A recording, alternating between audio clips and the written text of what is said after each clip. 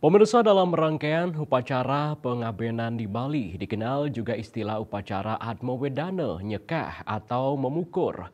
Upacara ini menjadi salah satu di antara upacara yang penting dalam rangkaian upacara yajna dalam agama Hindu.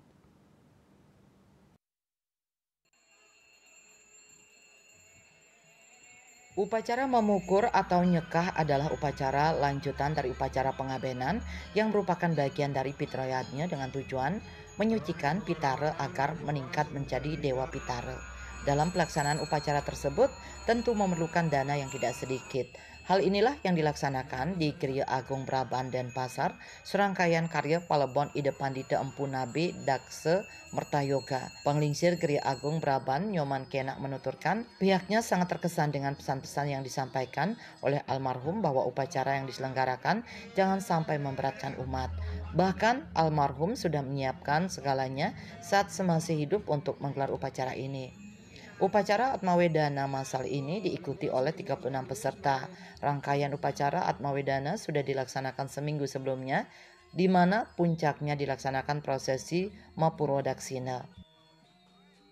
Terus selanjutnya, memang dalam rangka pendileman ini saya masih terkesan dan ingat pesan-pesan beliau bahwa upacara yang akan diselenggarakan dari beliau meninggal, Sedo, yaitu pesan beliau jangan sampai memberatkan umat.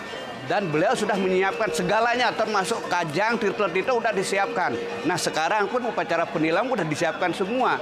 Ada beberapa yang ikut di dalam pelaksanaan ini termasuk manusianya yaitu upacara potong gigi, betata dan juga ngiring pemargin beliau yaitu upacara penilaman. Upacara penilaman juga disebut dengan nyekah atau memukur.